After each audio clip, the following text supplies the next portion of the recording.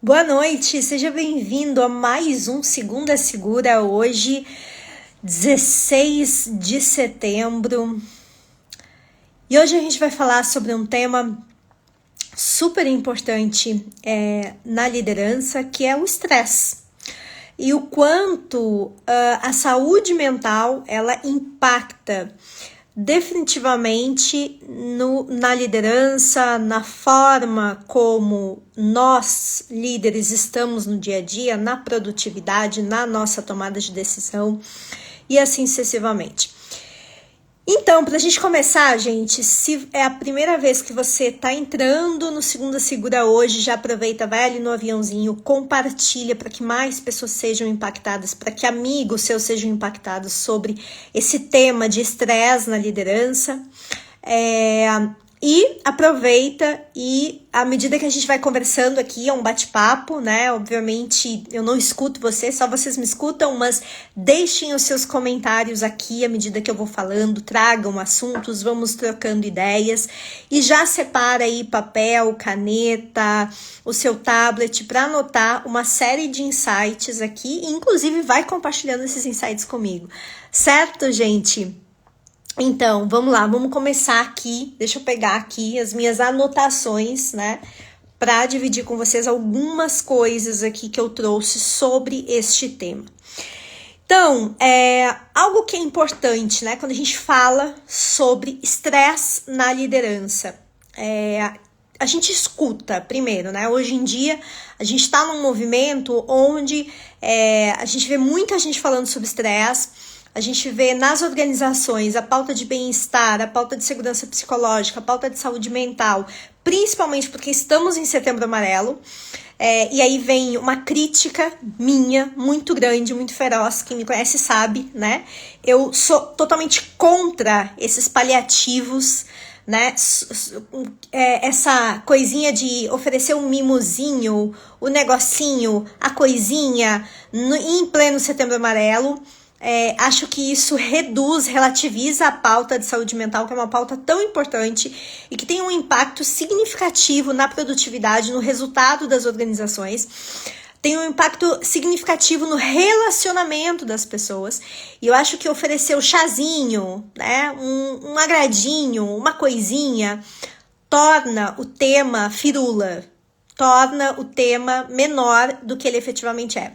Mas aqui, feito minha crítica, as iniciativas que estão ocorrendo aqui, né, que faz com que parece que saúde mental é só setembro ou janeiro branco quando ocorrem.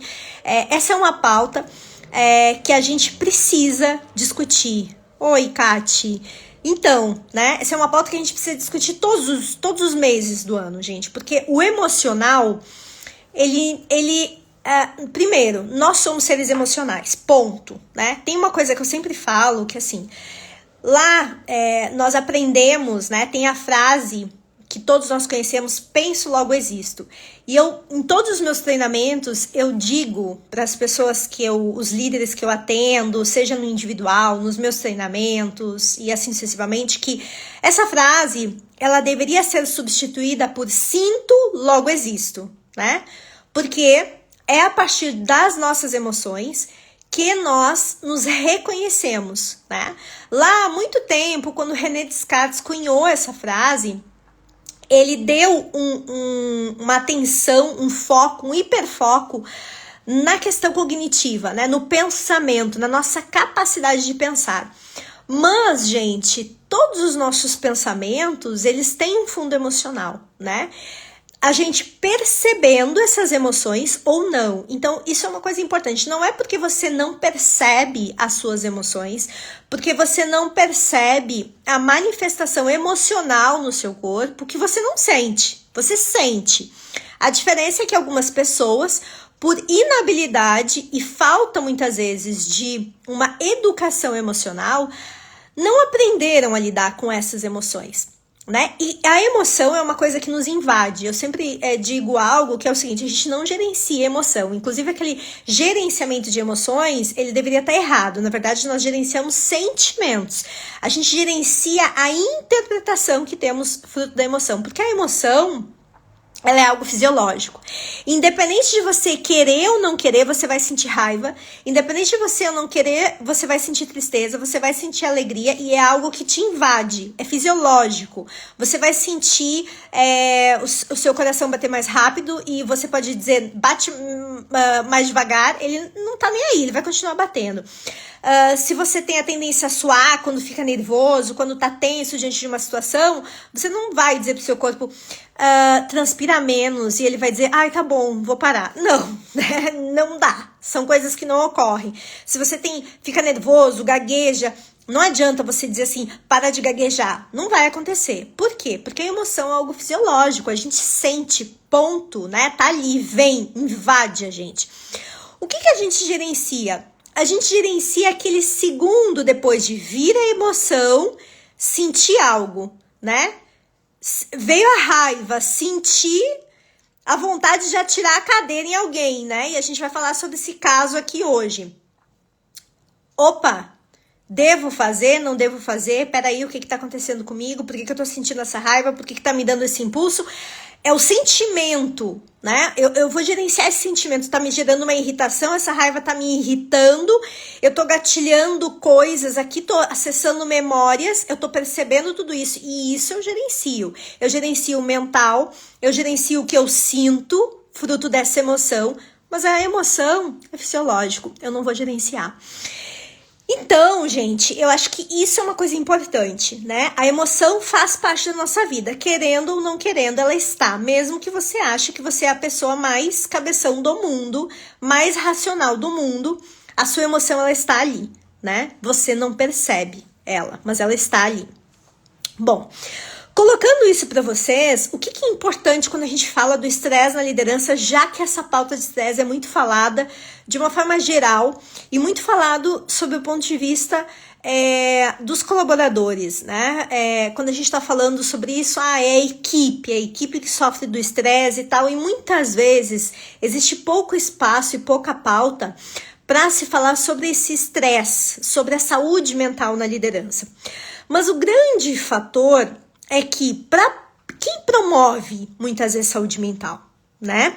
Existe uma pesquisa que eu separei aqui para vocês, que a Conexa fez, inclusive esse ano, que ela diz o seguinte, ela ouviu uma série de pessoas, 1.100 e poucas pessoas, se eu não estou enganada, e nessa pesquisa apareceu que o quê? Que 76,3% dos colaboradores disseram que o gestor afeta diretamente o seu bem-estar no trabalho, né? E a sua saúde mental. Então, assim, a gente tem 76% dos colaboradores dizendo que o gestor influencia e afeta o seu bem-estar, a sua saúde mental no trabalho. Bom, se eu tô dizendo isso, vocês estão entendendo o potencial que a liderança tem na promoção da saúde mental de uma organização como um todo. E quando eu digo isso, não há como uma pessoa que não está cuidando da sua saúde mental, não há como uma pessoa sem estar saudável mentalmente promover uma saúde mental positiva para os outros. Vamos pensar assim, né? Não há. Eu não consigo promover algo que eu não tenho. Eu não consigo dar algo que eu não tenho, né? E tem uma frase que vocês devem conhecer que é: para cuidar dos outros eu preciso cuidar de mim, né? Eu preciso estar apto, eu preciso estar bem, eu preciso estar em equilíbrio, eu preciso estar saudável. Eu não tenho como dar algo que me falta, né? E automaticamente, se me falta, vai piorar a minha situação, né? Porque eu vou dar algo que eu já não tenho em estoque. E suportar o processo, muitas vezes, emocional de outras pessoas é algo que exige muito da nossa saúde mental, né? Então, é importante a gente olhar justamente para a saúde mental da liderança. Quando a gente olha para isso, eu acho que aí entra alguns dados que mostram por que é importante a gente estar falando sobre o estresse na liderança, né? Porque a gente tem uma pesquisa, um estudo, na verdade, feito pela Harvard Business Review, onde ela traz que 61% dos líderes relatam sentir altos níveis de estresse. 61% dos líderes, tá? A gente entra, e aqui é um dado internacional, né? Mas a APA, né? American Psychology Association, né? Que é a Associação Americana de Psicologia, ela fala justamente que os líderes que sofrem, que estão em constante estresse e acabam gerando o estresse crônico, tá? Que acabam gerando o estresse crônico, têm 30% mais chances de desenvolver problemas de saúde mental. E quando a gente fala de problemas de saúde mental, a gente está falando de transtornos de ansiedade, a gente está falando de burnout, a gente está falando de depressão, entre outros tantos, mas aí para falar dos mais conhecidos, certo? Então, estresse crônico, líder sofrendo com estresse crônico tem 30% mais chances de desenvolver aí problemas de saúde mental. A gente tem 61% dos líderes relatando sentir altos níveis de estresse. E aí a gente olha para isso e a gente começa assim, ok, né? A gente tem todos esses dados e a gente começa a ficar... E a gente sabe que o promotor de saúde mental, ou seja, o que dá o primeiro passo, né? O que promove essa saúde mental da sua equipe, dos seus colaboradores, são os líderes. Se a gente tem líderes com forte estresse, o que acontece?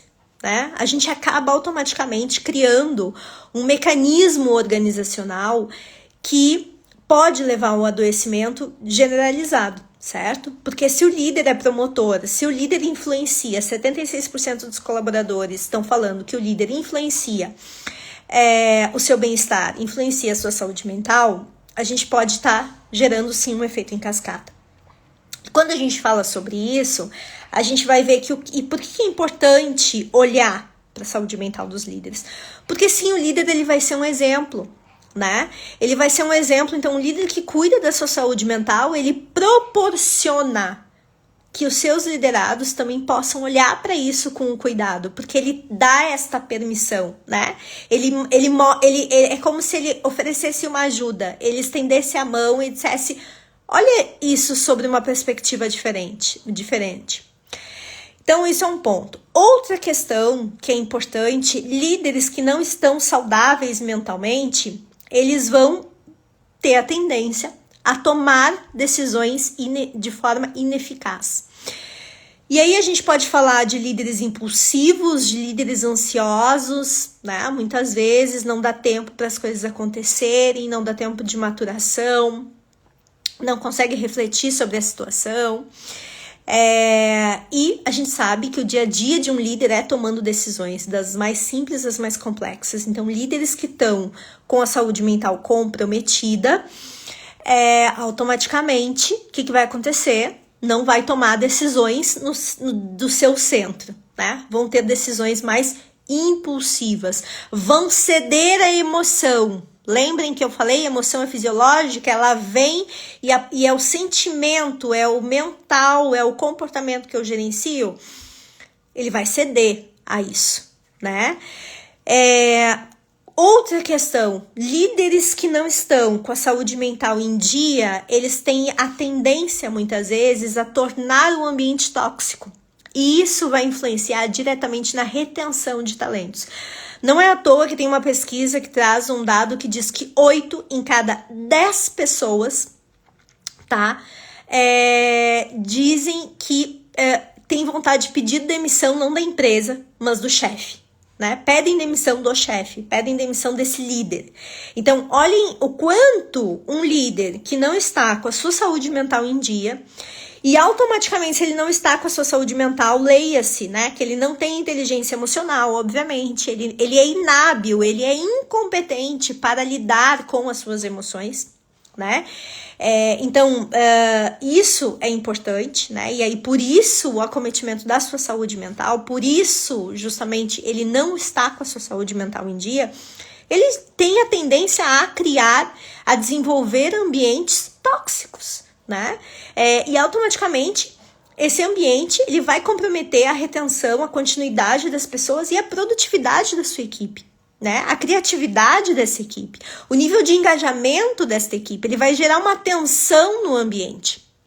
Além disso, automaticamente líderes que sofrem, né, de estresse, gente, de uma forma, eu não tô dizendo aquele estresse do dia a dia, normal, algo que acontece, porque o estresse faz parte da vida, isso é importante, não é algo assim, eu preciso coibir, eu tenho que tirar o estresse da minha vida. Não, o estresse faz parte da vida, tá tudo bem, se ele é bem gerenciado, ele é impulsionador dos nossos objetivos. O problema é o estresse mal gerenciado, o estresse crônico, né? Aí ele é limitador dos nossos objetivos. E isso é importante a gente saber, né?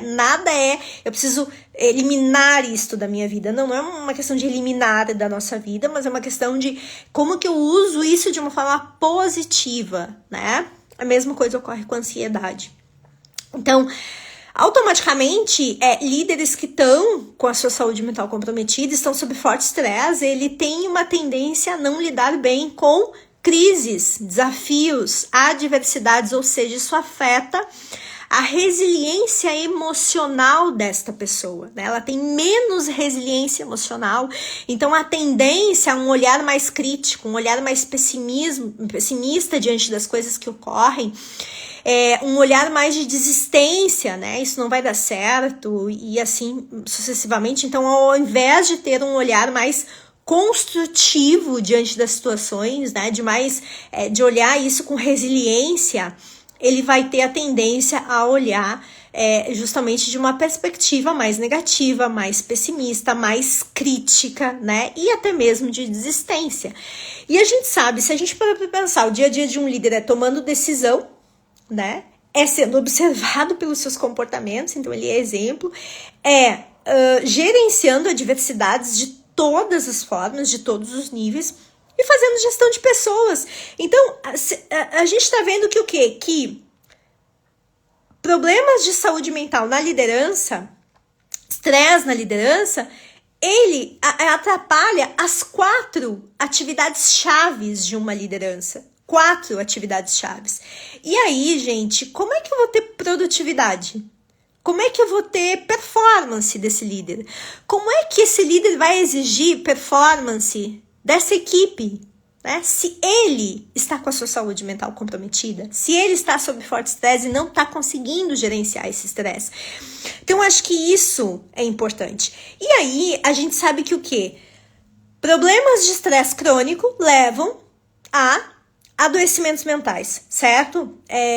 Aumenta justamente isso. Então, a gente vai ter, sim, o estresse crônico, ele pode levar a transtornos de ansiedade e ele pode levar a depressão, sem falar no burnout, que é o mais falado hoje em dia, né? A gente se fala muito sobre isso, mas transtornos de ansiedade são igualmente importantes e igualmente trazem aí uma série de desvantagens e uma série de problemas para o dia a dia, relacional inclusive, né? Além disso, essa questão da depressão, né, anda também muito junto. E a gente muitas vezes não faz essa correlação. Então, muitas vezes, esse estresse crônico, esse estresse na liderança, ele acaba justamente nos trazendo...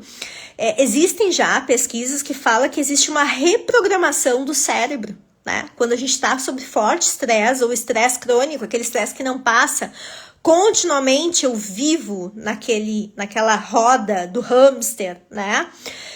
Do estresse, automaticamente faz com que o meu cérebro tenha uma reprogramação e ele fica mais suscetível à ansiedade e à depressão. Olhem como isso é significativo, né? Então, se eu estou sobre forte estresse de uma forma contínua, que vai gerar um estresse crônico na liderança, né? E isso, obviamente, estou falando da liderança, mas isso ocorre com qualquer pessoa, mas assim, eu automaticamente vou fazer com que o meu cérebro fique muito mais suscetível a um transtorno de ansiedade ou a depressão, né? Então, vocês viram que isso fica um círculo vicioso, né? Eu não consigo sair disso, né? E no final das contas, sim, Kátia, é como se fosse o comportamento habitual do cérebro. Exato, né? Então, ele aprende, tanto é, gente, eu escuto muito nos meus atendimentos individuais de liderança, que é esse atendimento que é o advisory, né? Que eu trabalho com as organizações, que é esse atendimento de dar apoio para os líderes nos desafios de gestão do dia a dia, é aquela escuta empática do líder, né? Que muitas vezes ele não tem esse espaço de conversa, esse espaço de troca sem julgamentos, e ele tem esse espaço, inclusive, para ajudar ele nos desafios do dia a dia de gestão, mas também para ajudar na sua saúde mental. O que eu escuto muitas vezes quando inicia esse projeto, normalmente? As pessoas dizem, não, mas eu não tenho problema com pressão, com excesso de trabalho, sobrecarga. Aqui é assim mesmo, e eu amo meu trabalho. Opa, cuidado, né? Eu sempre digo, eu também amo meu trabalho, gente. Mas eu vou dizer uma coisa pra vocês. Quando eu começo numa loucura, e isso acontece comigo, de trabalhar 16 horas por dia, 12 horas por dia ao longo de uma semana, 2 semanas, eu automaticamente, peraí, estar fazendo isso para um projeto específico que exige ali momentaneamente, e eu sei que é aquela semana que é mais crítica, tá tudo certo. Agora, começou 2 semanas, 3 semanas, e tu nessa loucura, o nosso cérebro, ele vicia nisso. Ele vicia nessa agilidade, ele vicia nesse jeito de fazer as coisas, porque é natural, né? Natural. Tem uma etapa, uma primeira fase do estresse que provavelmente todos vocês já experienciaram, que é a fase que você sente adrenalina, você sente com mais energia, com mais criatividade, né? Para fazer as coisas. Porque a primeira fase do estresse, que é quando o estresse é impulsionador, ele tá aí para isso, né? Então a gente, sim, temos mais criatividade, a nossa mente se conecta, hiperfoco para fazer determinadas atividades.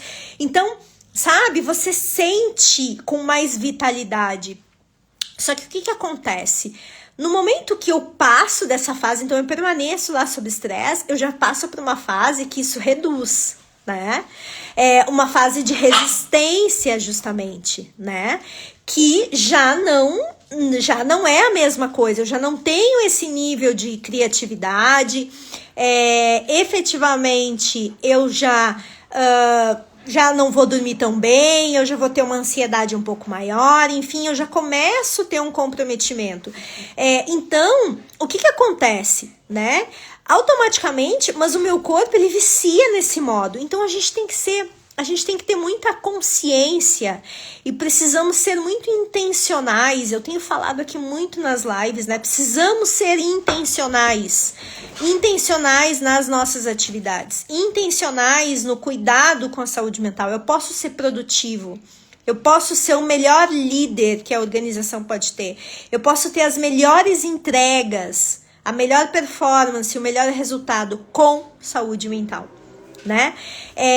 A gente foi-se a época, ainda vivemos sobre esse paradigma, mas ainda bem que esse paradigma está sendo cada vez mais contestado, de que o sucesso vale tudo, né? De que para conquistar o sucesso, sim, precisamos sacrificar a nossa vida pessoal. Vivemos sobre esse paradigma durante muitos anos e ainda vivemos. Ainda assim, tem muitas organizações que acreditam que se você não está atolado de trabalho, se você não está sobrecarregado, se você não responde que tá difícil, tô com muita coisa acontecendo, você não está sendo produtivo, né? Tem muitas organizações que acreditam nisso, né? Que sobrecarga e produtividade andam juntos e que se não ocorrer isso, as pessoas não são produtivas. E que bom que a gente está desmistificando isso e está provando que não, né? Que sobrecarga, existe um comprometimento de saúde mental e que a gente pode ser muito, muito produtivo sem os excessos, sem a correria, sem as coisas para ontem, né? Sem ficar sem dormir para poder entregar determinadas coisas. E vejam assim, o que eu tô falando, gente, não é algo que ocorre uma vez, né? Não tô falando da exceção. Eu tô falando daquilo que ocorre todos os dias, né? De que você precisa sempre abrir mão da sua vida pessoal, do seu bem-estar para poder fazer as suas entregas, né? Então, eu acho que isso é importante. E quando a gente entra, bom, mas aí a gente está falando sempre de um contexto de segurança psicológica. Onde entra a segurança psicológica, gente? A segurança psicológica aqui, guardem isso que eu vou falar para vocês. A segurança psicológica é a guardiã de um ambiente que prioriza a saúde mental, né? Então, a segurança psicológica é a guardiã da saúde mental, dos líderes, dos liderados, do ambiente organizacional. Então, existe uma pesquisa da Gallup que fala que ambientes seguros, né, ambientes seguros psicologicamente, apresentam 27% menos chances, tá? De problemas de saúde mental nas equipes, na liderança, enfim, na organização como um todo. Então, as pessoas se sentem menos estressadas em ambientes seguros psicologicamente, né? Então, elas adoecem menos em ambientes seguros psicologicamente. Elas têm espaço para performar mais, né? Então, isso é importante a gente levar em consideração quando estamos falando de estresse na liderança. E o papel da segurança psicológica é esse, é garantir um espaço de bem-estar, é garantir um espaço onde a saúde mental tenha lugar, né? Tenha lugar de fala, tenha lugar de ação, né? De comportamento, onde as pessoas sim possam cuidar da sua saúde mental, e se algo não está ajudando, né, nessa saúde mental, que eles possam ter espaço para redesenhar, para ressignificar.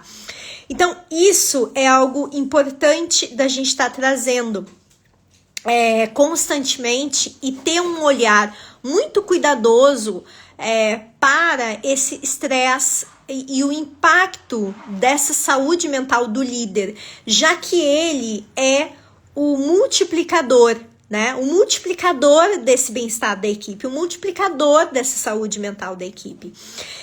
E a gente passar a olhar e oferecer soluções de bem-estar que não seja, gente, o chazinho em Setembro Amarelo, chazinho de maracujá ainda. Eu vi esses dias algo que alguém compartilhou comigo. Eu falo tanto sobre isso que compartilharam. Carol, lembrei de você. Chazinho de maracujá, dizendo, tá tudo bem, se precisar estamos aqui, né? E fez, assim, como ação de Setembro Amarelo. Gente, não é isso que o líder precisa, não é isso que o seu colaborador precisa. Ele não precisa, no Setembro Amarelo, de você fazer um chazinho de maracujá e entregar para ele com o selo do Setembro Amarelo, né? Não é isso que ele precisa. Ele precisa de escuta, ele precisa de apoio. Então, ações, programas de bem-estar efetivos, que não seja a palestrinha no Setembro Amarelo ou no Janeiro Branco, né? Que sejam ações que permeiam o ano inteiro, os 12 meses do ano. Essa escuta mais empática, talvez sim com um profissional de fora que atue na gestão, mas atue também, né, nesse cuidado, nesse olhar da saúde mental, que entenda de liderança e entenda de bem-estar, de saúde mental, para ajudar o líder no dia a dia dele, nos desafios que ele tem. Porque muitos dos desafios de liderança, gente, são desafios relacionados a pessoas. E quando nós envolvemos pessoas, a gente está falando de questões emocionais, né? Então, a gente olhar para isso. E assim, né, caso clássico, lá no meu grupo VIP, inclusive, eu coloquei com o pessoal que tá no grupo alguns pontos de vista sobre esse caso do Datena e do Pablo Marçal.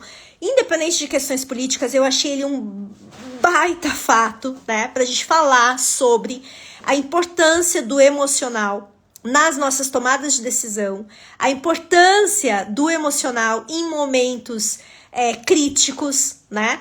Tudo aconteceu ali. Então, se a gente olhar, gente, ali foi uma total falta de inteligência emocional do Datena. Total falta de inteligência emocional. Ah, mas Carol, o outro provocou. E aí, né? Quantas vezes nós somos provocados? Quantas vezes nós somos tirados do sério? Então, lembrem aquilo que eu falei no início da nossa conversa aqui, que a emoção, ela é fisiológica, ela nos invade, então eu posso ficar puto, eu posso sentir raiva, eu posso sentir vontade de esganar o outro, né?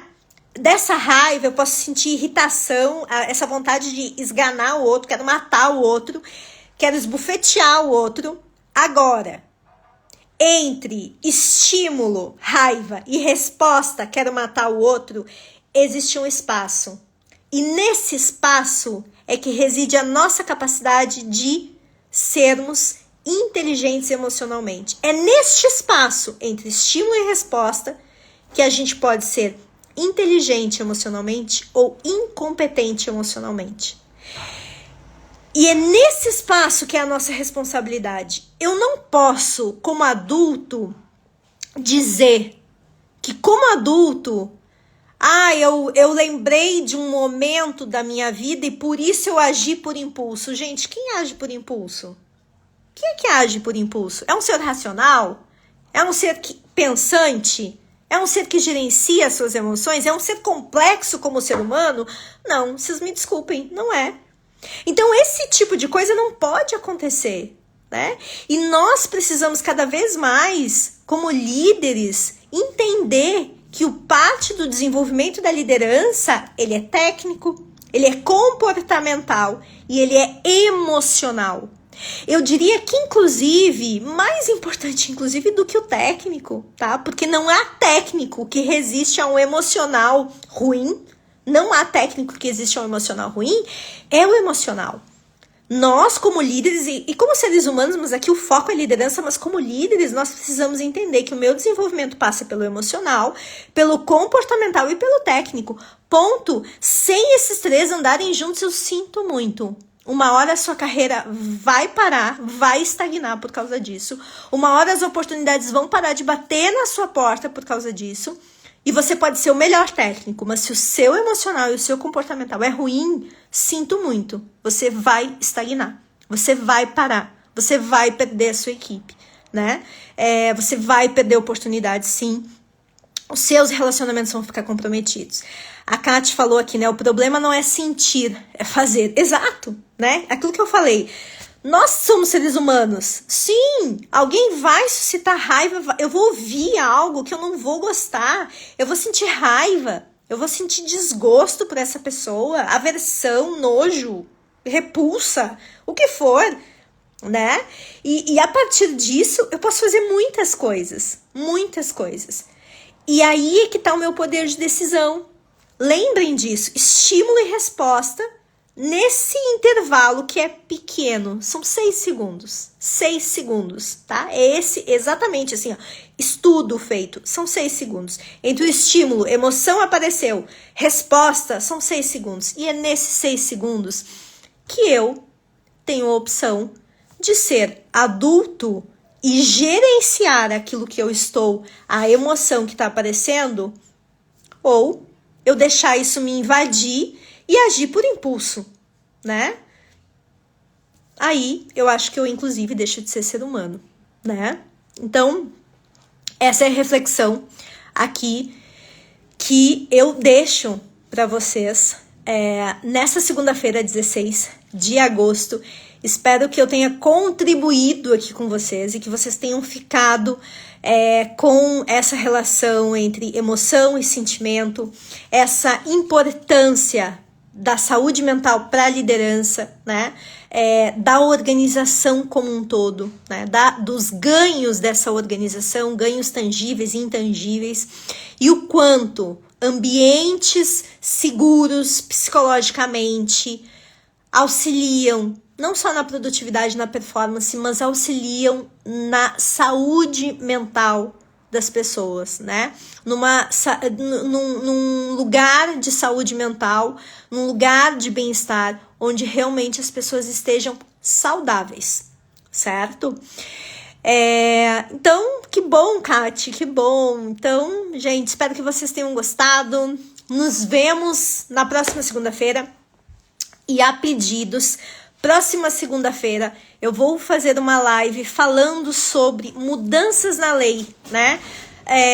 Sobre a lei de bem-estar, de saúde mental, que foi criada em março, e agora, recentemente, sobre as mudanças na NR1, incluindo fatores psicossociais, que vai ser uma obrigatoriedade para todas as empresas.